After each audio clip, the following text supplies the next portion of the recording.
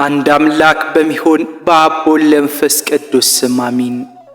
ግንቦት 4 በደጃቸው የተቀበረውን ሰው አፈር የማያስበሉት ኢትዮጵያዊው ጻድቅ አቡነ መልከጼዴቅ ዕረፍታቸው ነው። ኢትዮጵያዊው ጻድቅ አቡነ መልከጼዴቅ በ13ኛው መቶ ክፍለ ዘመን መጨረሻ በንጉሥ አጼ በዕደ ማርያም ዘመነ መንግሥት የነበሩ በደጃቸው የተቀበረውን ሰው አፈር የማያስበሉ እጅግ ድንቅ ቃል ኪዳን ያላቸው ታላቅ አባት ናቸው። የአምላካቸውን የክርስቶስን መከራ ለማሰብ ገዳመ ቆሮንቶስ የመሰለ ዋሻ ቆፍረውና በዚያ ገብተው ቀንና ሌሊት ዘግተው በረደኝ ፀሐይ ልሙቅ ጨለመኝ ብርሃን ልይ ሳይሉ በጸሎት ብቻ ተግተው በመኖር ራሳቸውን በችንካር እያቆሰሉና ጭንቅላታቸውን እያተሉ ትሉን ለሰማይ አፍ ይመግቡ ነበር። እግዚአብሔር ወልድ የተገረፈውን ግርፋት እያሰቡ በየቀኑ እስከ 3000 ድረስ ሲሰግዱ ሰውነታቸውንም እንዲሁ ይገርፉ እንደነበረ መጽሐፈ ገድላቸው ይናገራል። የክርስቶስ መቸንከር እያሰቡ እጅና እግራቸውን ወገብና ደረታቸውን በብረት ቸንክረው መከራውን ያስቡ ነበር። ጎኑ በጦር መወጋቱን አስበው አጥንታቸው እስኪሰበር ድረስ ጎናቸውን ወጉ። ሐሞትና ከርቤ መጠጣቱን አስበው እርሳቸው መራራ ይጠጡና እንክርዳዱን ይመገቡ ነበር። ሞቱን አስበው ደም እንባ ያነቡ ነበር። በእንደዚህ አይነቱ ተጋድሎ የክርስቶስን መከራ እያሰቡ ነቢያት፣ ሐዋርያትን፣ ሰማዕታትን፣ ደናግል መነኩሳትን መስለው ሁሉን እያከናወኑ እያለ የወዳጆቹን መከራ የማይዘነጋ የሰውን የድካም ዋጋ ፈጽሞ የማያስቀር አምላክ ሰራዊተ መላእክትን አስከትሎ መጥቶ መገረፍ ስለኔ መገረፍ ይሁንልህ፣ የደም መፍሰስ ስለኔ ደም መፍሰስ ይሁንልህ፣ መቸንከር ስለኔ መቸንከር ይሁንልህ፣ ሞት ስለኔ ሞት ይሁንልህ ብሎ የሚከተለውን ቃል ኪዳን ሰጥቷቸዋል። ከዚህ ቦታ መጥቶ የተሳለመውን እምርልሃለሁ፣ ነፍሱ በአንተ ቃል ኪዳን የማይማር በአንተ ቦታ ለመሳለም ንስሐ ለመግባት ሆነ ለመቀበር አላቀርብብህም፣ መጥቶ የተቀበረውን ሥጋውን አፈር አይበላውም የሚል እጅግ ድንቅ ቃል ኪዳን ነው መድኃኔ ዓለም የሰጣቸው። ቃል ኪዳኑም የሰጣቸው ቅዱሳን መላእክትን፣ ነቢያት፣ ሐዋርያትን፣ ጻድቃን፣ ሰማዕታትን፣ ቀሳውስት፣ ዲያቆናትን፣ ደናግል መነኩሳትን ሁሉ ምስክር አቁሙ እንደሆነ ቅዱስ ገድላቸው ይናገራል። ይህን ድንቅ ቃል ኪዳን ዛሬ በጋድ እየታየ ነው። እስከ ዕለተ ምጽአትም ሲታይ ይኖራል። በደጃቸው የተቀበረ ሰው አይበሰብስም። ይህም የሥጋውን አለመበስበስ ለሞተው ሰው ለሥጋው አንዳች ረብ ጥቅም ኖሮት ሳይሆን የጻድቁ ቃል ኪዳናቸው እስከ ዕለተ ምጽአት ድረስ ተፈጻሚ መሆኑና ምልክትን ለሚሻ ለዚህ ክፉ ዘመን ትውልድ ምልክት ይሆን ዘንድ ነው። ከአዲስ አበባ ወደ 225 ኪሎ ሜትር ርቀት ላይ ለመረኛ ከተማ አቅራቢያ በሚገኘው የሚዳ አቡነ መልከጼዴቅ ገዳም ተፈጥሯዊ አቀማመጡ እጅግ አስገራሚ በሆነ ዋሻ ቤተ ክርስቲያን ውስጥ ሁሉ ነገር በግልጽ ይታያል። ይህም እግዚአብሔር ለሰው ልጆች ሁሉ በተለይም እኛ ኢትዮጵያውያንን በኃጢአት ሳንጠፋበት የመዳኛ መንገድ አድርጎ የሰጠን ድንቅ ቃል ኪዳን አባታችን መሆናቸውን ተረድቶ አውቆ በቃል ኪዳናቸው መጠቀም መቻል በራሱ ዕድለኝነት ነው። አቡነ መልከጼዴቅ ጌታችን ዕድሜያቸው ረጅም መሆኑን በምሳሌ እያሳየ ስነግራቸው በዚህ ዓለም መኖር ጥቅሙ ምንድነው? ወደ ዕረፍት ውሰደኝ እንጂ ብለው ሞታቸውን የለመኑ ቅዱስና ጻድቅ አባት ናቸው። ከመጽሐፈ ገድላቸው ውስጥ አንዳንድ ነጥቦች ትልቅ የቅድስና ደረጃ ላይ ቢደርስም እንኳን ራስን ለካም ማሳየት እንደሚገባ አባታችን መልከጼዴቅ ወደ ዋልድባ ገዳም ሄደ። ወደ እፍራንዝም ደብር ሄዶ ቤተ ክርስቲያን እጅ ነሳ፣ ተሳለመ። በውስጧም ጸለየ፣ ጸሎቱ ፈጸመ። በፈጸመም ጊዜ መድኃኔ ዓለም አትፍራ፣ በምትሄድበት መንገድ ሁሉ እኔ ካንተ ጋር ሆናለሁና አለው። ሰላምታንም ሰጥቶት ከእርሱ ተሰወረ። ከቤተ ክርስቲያን ወጥቶ ከቅዱሳን ሁሉ ጋር እጅ ተነሳሳ። አባ ገረምከኝ ከየት መጣ አሉት። እኔ ኃጢአተኛና በደለኛ ስሆን ከምዕራብ አገር ቅዱሳንን ለመጎብኘት መጣሁ አላቸው። ይህንን እየተናገረ እያለ እግዚአብሔርን የምትፈራ አንዲት መነኩሴት ሴት ወደ እርሱ መጣችና እጅ ነሳችው፣ እግሩንም ሳመችው። ዓይነ ስውር ነበረችና የእግዚአብሔር ሰው ወደ እኛ መምጣት መልካም ነው፣ ሰላም ላንተ ይሁን አለችው። የእግዚአብሔር መልአክ አስቀድሞ ነገረኝ፣ የእግዚአብሔር ካህን መልከ ጼዴቅ ይመጣል፣ እርሱም ይናዘዝሻል አለኝ አለችው። ይህንን ስትናገር አባታችን መልከ ጼዴቅ ይችን ዓይነ ስውርና ጻድቅ ሴት ከራስ ፀጉሯ እስከ እግሯ ጥፍሮቿ በወርቅ ልብስ ተሸልማ በመስቀል ምልክት የተሠራ የብርሃን አክሊል በራሷ ላይ ደፍታ ቅዱስ ሚካኤልና ቅዱስ ገብርኤል በቀኟና በግሯ እየጠበቋት አያት። አባታችን መልከ ጼዴቅም ይህም ባየ ጊዜ አደነቀ። እኔን እንደ ጻድቅ ሰው አታስመስኝ፣ ለሴቶች ንስሐ መስጠት ቢቻላቸውስ ኖሮ እኔም ባናዘሽኝ ነበር አሏት። ባስጨነቀችውም ጊዜ ንስሐ ሰጧት። ጻድቋ ሴት በእርሱ ዘንድ የተናዘዘችው ኃጢአት ስለሰራች አይምሰላችሁ፣ በቃል የተናዘዘው ምሬልሃለሁ ብሎ ለአባታችን ለመልከ ጼዴቅ እግዚአብሔር በሰጠው ምሕረቱ ቃል ኪዳን ትጨምርና በረከትን ትቀበል ዘንድ ነው እንጂ። ወንድሞች ሆይ በደላችሁን ለካም ማሳየትን አታስታጉሉ። ጻድቅ ሰውም እንኳን ቢሆን ራሱን ለካይ ማሳየትን አያስታጉል። መጽሐፍ እሳት ወርቅን ከሚያጠራው በስተቀር ምን ያደርገዋል ይላልና። ይቺም ጻድቅ ሴት የዳነችው የጠራች ስትሆን እንደ ኃጢአተኛ ተናዘዘችለት። በኋላም በማዘን በቅዱስ መልከ ጼዴቅ ላይ የመጣን ሁሉ ትንቢት ነገረችው። እንዲሁም በብሔረ ይሖዋን ያለ አንድ የእግዚአብሔር ሰው ወደ ቅዱስ አባታችን ዘንድ መጥቶ ኑዛዜው እንደተቀበለ አቡነ መልከ ጼዴቅ ለተማሪዎቻቸው ነግሯቸዋል። ታሪኩ እንዲህ ይነበባል። አባታችን መልከ ጼዴቅ ከደሴዋ በምትባል ደብር ሳለ እንዲህ አለ። እንደ ነጭ የአውራ በግ ፀጉር ሁለንተናው የከደነውና ረጅም የሆነ የአካሉ ፀጉር እንደ ግምጃ የነጣ የራሱም ጫፍ ከደመና የሚደርስና ቁመቱ ረጅም የሆነ አንድ ሰው ወደ እኔ መጣ። ባየሁት ጊዜ የደነገጥኩና አጋንንታትን በማሳደድበት በሥላሴ ስም በመስቀል ምልክት ፊቴን አማተው ከአጠገቤ ጥቂት ፈቀቅ አላለም። እኔም አንተ ማነ? ከወዴትስ መጣ አሉት። እርሱም እኔ ኃጢአተኛ ሰው ነኝ፣ የቀደሙ አባቶች ዘመድ የሆንኩና ከኖኅ ልጆች ወገን ነኝ። ስሜም የእግዚአብሔር ሰው ነው። በነቢዩ በዳዊት ዘመንም እግዚአብሔር ከሞት በፊት ሰወረኝ። በይሖዋን ሀገርም ከሄኖክ ከኤልያስ ከዕዝራ ከጌታ ወዳጅ ከዮሐንስ ጋር እኖራለሁ። ከእርሱ ጋር በሐሰተኛ መሲህ እጅ እሞታለሁ። እናዘዘኝ ዘንድ ወደ አንተ እስከመጣሁበትና እግዚአብሔር ኑር እስካለኝ ጊዜ ድረስ እኖራለሁ አለኝ። ለእግዚአብሔር ያለውን አምልኮትና የሃይማኖቱን ደግነት በሰማውና እንደ ዕንቁ የሚያበራ የሥጋውን ንጽሕና ባየው ጊዜ ምንም እኔ ከጉልበቴ የማልደርስ በሆንም ዝቅ ብዬ ከእግሮቹ ስር እጅ ነሳው። እርሱም ከኔ ፈቀቅ ብሎ ራሱን ወደ እኔ ያዘነበለ። በመስቀል ምልክት አማተብሁና ባረኩት፣ ኑዛዜም ሰጠሁት። እርሱም እጅ ነሳኝና ከኔ ተሰወረ። በዳሞትም በአደ ሴዋም እንዲሁ ዘወትር ሲጎበኘኝ ነበር አላቸው። አባታችን መልከ ጼዴቅ ለተማሪዎቹ ይነገራቸው። ጸሎቱ በረከቱ የዚህ የእግዚአብሔር ሰው በረከት ሁላችን ጋር ይሁን ዛሬም ዘወትርም ለዘላለሙ አሚን። ኢትዮጵያዊ ሁሉ የቅድስት ድንግል ማርያም የአስራት ልጆች እንደሆን ጌታችን የተናገረው የእግዚአብሔር ቃል በመልከ ጼዴቅ ላይ መጣ። ወንድም አቤል በንጉሡ አዳራሽ ሞተ አለው። ያን ጊዜ ወደ ገዳም መጥቶ ወደ እግዚአብሔር ጸለየ። አቤል ወንድሜን ነፍሱን ያኖርበት አሳየኝ አለ። ጌታችን መጣና ባስቀመጥኩበት በሲኦል ውስጥ ንስሐውን ይፈጽም ዘንድ ተወኝ አለው። ጌታችንም ይህ ብሎ ከእርሱ ተሰወረ።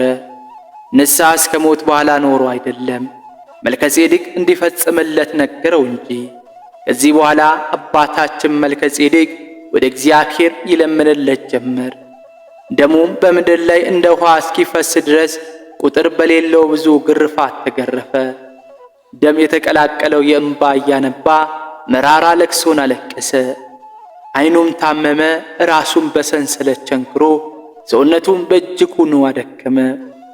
መድኃኒታችን ኢየሱስ ክርስቶስ ወደ እርሱ መጣና ስለ ድካም ምሬልሃለሁ፣ ግርፋትም በጲላጦስ እጅ እንደተገረፍኩት ግርፋቴ ይሁን። ችንካር በዕፀ መስቀል ላይ አይሁድ እንደ ቸነከሩኝ ችንካሬ ይሁን። መታሰርም የደም መፍሰስ ስለ እኔ የፈሰሰው ደሜ ይሁንልህ።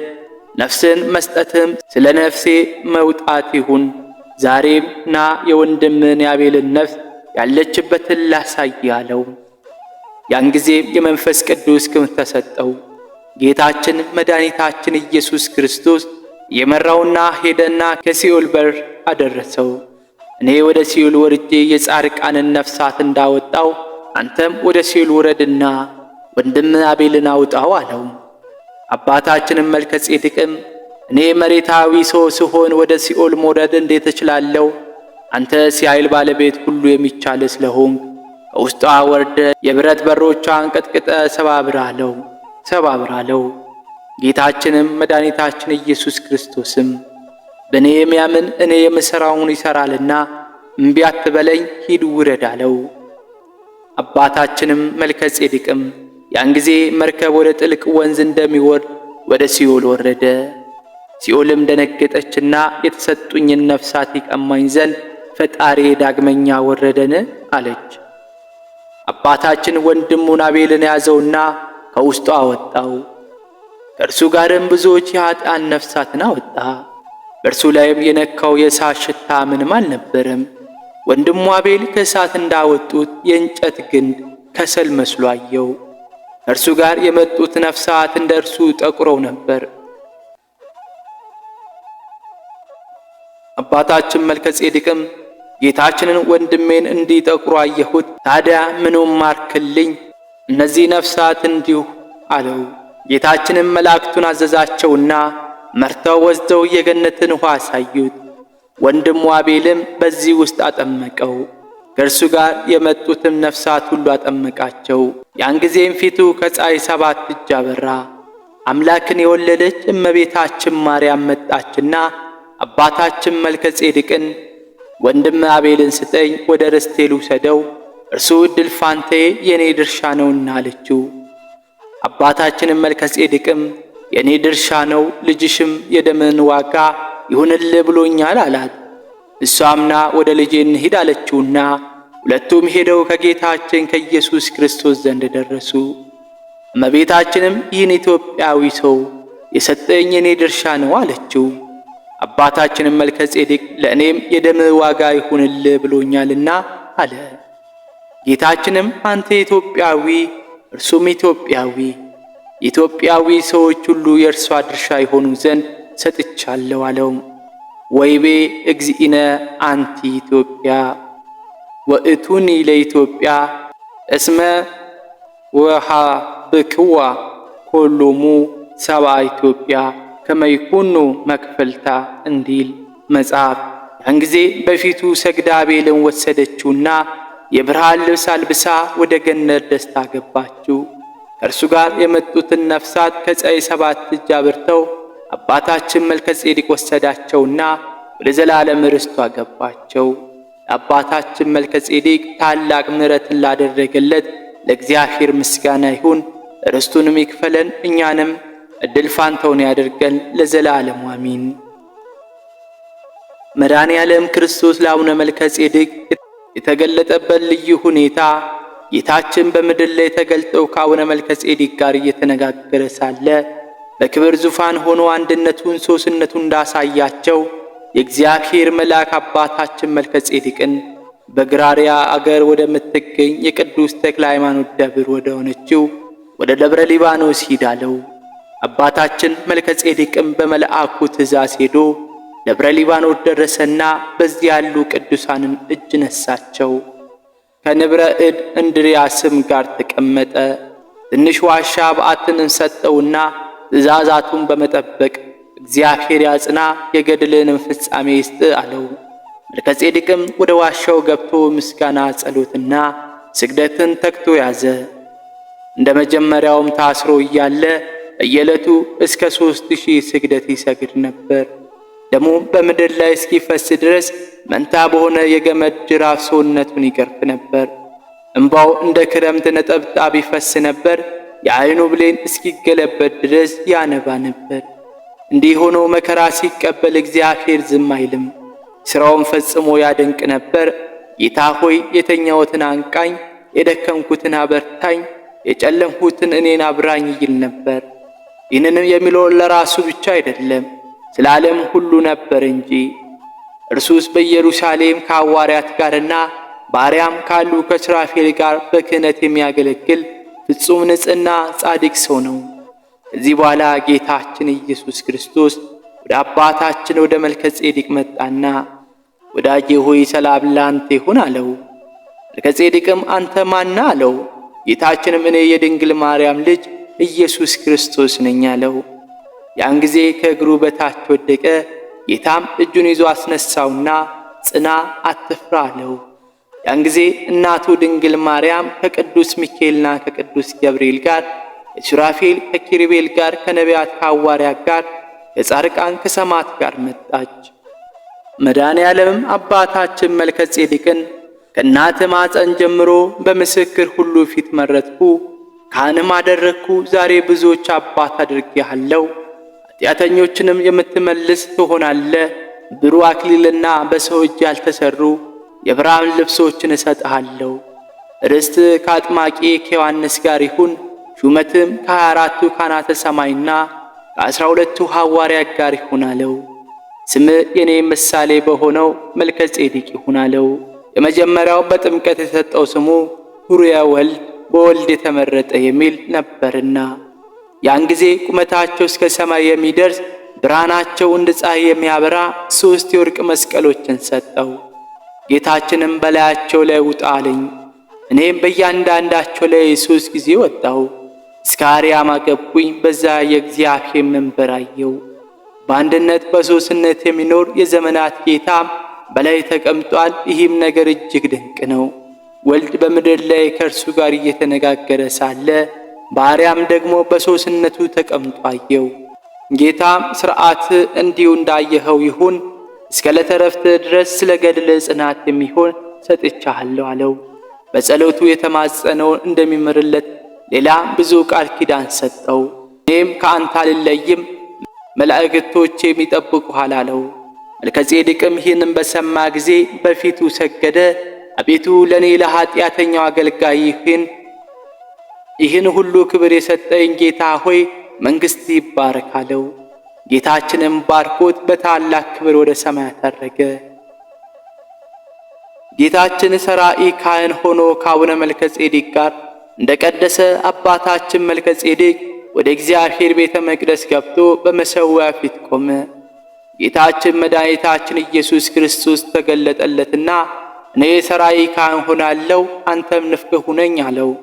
አባታችን መልከ ጼዴቅም ሸክላ ጭቃ ሰሪውን አትስራኝ ማለት ይችላልን? የአንተ ፍቃድ ይሁን አለው። እነሆ የወርቅ ማዕድና የወርቅ ጽዋ የወርቅ ዕርፈ መስቀል ከሰማይ ወረደና በመሠዊያው ላይ ተቀመጠ።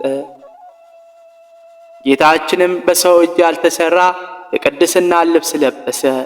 ያን ጊዜም የሰማይ ኅብስትና የወይን ጽዋ ወረደ። ኅብስቱም በማዕድ ላይ ወይኑንም በጽዋ ውስጥ ጨመረና የራሱን ቅዳሴ እግዚእን ይቀድስ ጀመር። ቅዱስ ከሚለው ቃል በደረሰ ጊዜ መላእክት በአንድ ቃል ቅዱስ ቅዱስ ቅዱስ የአማልክት አምላክ እግዚአብሔር ፈጽሞ በሰማይ በምድር ያለ ወደፊትም የሚኖር ሕያው እያሉ ጮኹ። አባታችን መልከ ጼዴቅም በቅዱሳን ጸሎት እንደ ሱራፌል በወርቅ ማዕጠንት ዕጣን እያጠነ እንደ እነርሱ ቅዱስ አለ። የማዕጠንቱ ፍም ከሰማይ የወረደ እሳት ነው። የጻድቃን ጸሎትም በሚጤስ ጊዜ ቤቱን ይሞላል። ይህን ከሟች ሰው ልቦና የተሰወረ እጹብ ድንቅ ነገር ነው። ጌታም ይህን ኅብስት ለመቁረስ በያዘው ጊዜ ሕፃን ሆነ። እዚያም ተመልሶ በግ ሆነ። ከዚያም ተመልሶ ኅብስት ሆነ። ይህ ኅብስትም ፍም ሆነ። አባታችን መልከ ጼዴቅም ይህም ባየ ጊዜ ፈጽሞ ደነገጠ፣ ተንቀጠቀጠም። ይሸሽም ዘንድ ወደደ። መድኃኔ ዓለም ጽና፣ ይዞ አትፍራ፣ ከኔ በኋላ አንተ በክህነት በምታገለግልበት ጊዜ በእጅ እንዲህ እንደሚደረግልህ አሳይሃለሁና አለው። ይህን ነገር ፈጽሞ የሚያስደንቅ ነው። እርሱ መሥዋዕት አቅራቢ፣ እርሱ ሕፃን ይሆናል። እርሱም አራጅ፣ እርሱም በግ ይሆናል። እርሱም ፈታሽ ቆራሽ፣ እርሱም የእሳት ፍም የተከመረበት ኅብስት ይሆናል። ከሰው ወገን በሁለት ወይም በሦስት መንገድ መገለጥ የሚችል ማን ነው? እርሱ ግን ሁሉን ቻይ ነውና ከመንበሩ ሳይናወጥ ከሦስትነቱም ሳይለይ በምድር ላይ በብዙ መንገድ ይገለጣል። መዓዛ ባለው እንጨት ለሄኖክ የታየበት ጊዜ አለ። በቀስተ ደመና ለኖኅ የታየበት ጊዜ አለ። ከሁለት ሰዎች ጋር በሰው አምሳል ወደ አብርሃም ሄዷል። ለይስሐቅ በበግ አምሳል ታይቷል። ለመልከ ጼዴቅ በኅብስትና በወይን አምሳል ታይቷል። ለያዕቆብ በመሰላል ላይ በእሳት ነበልባል ተገልጧል። ለኤልያስ በቀጭን ፉጨት ተገልጧል። ለኢሳይያስ በመንግሥቱ ዙፋን በተቀመጠ ሰው ገልጧል። ለዳንኤል በሽበታም ሰውና በድንጋይ አምሳል ተገልጧል። ለሕዝቅኤል ኅብር ያለው ፍም በለበሰ አምሳል ተገልጧል። ለኤርምያስ በለውዝ በትር አምሳል ታይቷል። ለዕዝራ በአንበሳ አምሳል ታይቷል። ለአሞዝ በሽበታም ሰው አምሳል ታይቷል። ለእመቤታችን ለድንግል ማርያም በመልአኩ በቅዱስ ገብርኤል አምሳል እንደ ጠል በማኅፀኗ አድሮ ከእርሷ ተወለደና ከዚህም ሰው ሆነ። ባሪያም መላእክት በፈለጉት ጊዜ ከአባቱና ከመንፈስ ቅዱስ ከቅዱሳን ጋር እንደ ጥንቱ አገኙት። ለእንድርያስ በመርከብ መሪ በዋናተኛ አምሳል በባህር ላይ፣ ለኤዎስጣቴዎስ በበረቱ ክንዶችና በሕፃን አምሳል በመስቀል ላይ፣ ለእስክንድርያ ሊቀ ጳጳሳት ለተፈጻምተ ሰማይ ቅዱስ ጴጥሮስ ልብሱ በተቀደደ በሕፃን አምሳል ተገልጧል። የእግዚአብሔር ልጅ ክብርና ልዕልናዎቹ ስንቱን እናገራለሁ። እስከ ዛሬ ድረስ በሁሉም አምሳል ይመሰላልና ወደ ቀደመ ነገራችን እንመለስ። ጌታችን ይህንን ኅብስት ሲፈትተው መንፈስ ቅዱስ እንደ እሳት እየነደደ በእርሱ ላይ ወረደ። ቅዱስ ሥጋውና ክቡር ደሙን ለማክበር ለመለወጥ መውረዱ እንደማይቋረጥ ተረዳ፣ ታወቀ። ኅብስቱን ፈትቶ በጨረሰ ጊዜ ይህ የሕይወት እንጀራ ከሰማይ የወረደ ሥጋ ነው ብሎ ለአባታችን ለመልከ ጼዴቅ ሰጠው። ዳግመኛ በሕይወተ ሥጋና ነፍስ ላሉ ሰጣቸው። ጌታችን እንደ ነቢዩ ኢሳይያስ ከንፈርን አስነካሁ፣ ከኃጢአትም አነጻሁ። ዛሬ እንዳየኝ ነገም አንተ እንዲሁ በክህነት አገልግል አለው። አባታችን መልከ ጼዴቅም በአገልግሎቱ ጊዜ በጣሪያችን እጅ የተሠራ ልብስ ከክህኖ ለበሰ። እንደ ትናንቱም ማዕድና ጽዋ፣ የወርቅ ምርፈ መስቀል፣ የሰማይን ኅብስትና ወይን ወረደ። በማዕዱ ላይ ኅብስቱን አኖረ፣ በጽዋው ላይ ወይኑን ጨመረ። የጌታችንን ቅዳሴ ቀደሰ። ቅዱስ ቅዱስ ቅዱስ የአማልክት አምላክ እግዚአብሔር ዘወትር በሰማይ በምድር የሚኖር ነው ባለው ጊዜ በዚያ የነበሩና በሰማይ ያሉ መላእክት ቅዱስ ቅዱስ ቅዱስ እግዚአብሔር ሲሉ ምድር እስክትናወጥ ድረስ የምስጋናቸው ቃል ሰማ። የእውነትነት መንፈስ ቅዱስ ጳራቅሊጦስ ላከው ባለ ጊዜም ሰማይ ተከፈተ፣ የኢየሩሳሌም የቤቷ ጠፈር ተቀደደ። መንፈስ ቅዱስም በዚህ ኅብስት ላይ ወረደ። እርሱም ሕፃን ሆነ። መድኃኔ ዓለም ይህን ሕፃን ሰዋው ለዘላለም ሁሉ መድኃኒት ይሆን ዘንድ አለው። ይህን ሕፃን ሊይዘው በወደደ ጊዜ በግ ሆነ። እግዚአብሔርን በግ እረድ አለው። ይህንም በግ ሊይዘው በወደደ ጊዜ ከእሳት ጋር የተዋሃደ ኅብስት ሆነ። ይህም እጅግ ድንቅ ነገር ነው። ጌታ ከአገልጋይ ይናገር ዘንድ ጌታ ንፍቀ ቄስ ሆኖ ከመልከ ጼዴቅ ጋር እየተነጋገረ ቆሞ ሳለ በመሠዊያው ላይ ሕፃን ሆነ። ሁለተኛው በግ ሆነ። ሦስተኛው ኅብስት ሆነ። ይህንን ኅብስት በሚፈትተው ጊዜ እንደ እሳት ይነድ ነበር። አባታችንም ቅዳሴውን በፈጸመ ጊዜ ከዚህ ኅብስት ራሱ ተቀበለ። በዚያ ለነበሩ ቅዱሳን ሁሉ አቀበላቸው። ይህ ታላቅ ክብር ለሰጠው ለአብ ለመንፈስ ቅዱስ ምስጋና ይሁን በማለት አመሰገነ። ከዚህ ጋር በተያያዘ ለጻድቁ ጌታችን የገባላቸው ልዩ ቃል ኪዳን አብረን ማየት እንችላለን። በማግስቱም ቅዱስ ጴጥሮስ ከሰማይ በወረደ ኅብስት ካህን በሆነ ጊዜ መልከ ጼዴቅ ንፍቅ ሆነ። እንዲሁም ከሁሉም ሐዋርያት ጋር 12 ቀን ንፍቅ ሆነ። ዳግመኛ እርሱ ካህን ሆነ። ሐዋርያትም እያንዳንዳቸው 12 ቀን ንፍቅ ሆኑት። ለ26 ቀናትም ያህል ሁሉም በኢየሩሳሌም ሆኖ ይህንን ተልእኮ በፈጸመ ጊዜ ጌታችን መድኃኒታችን ኢየሱስ ክርስቶስ እኔ ከእናትህ ማኅፀን መረጥኩ፣ ከአፌ በወጣ ቃሌም እንደማልዋሽ ቃል ኪዳን ሰጠሁ አለው። ያን ጊዜም እናቱ ቅድስት ድንግል ማርያም ከቅዱሳን መላእክቶች ጋር መጣች።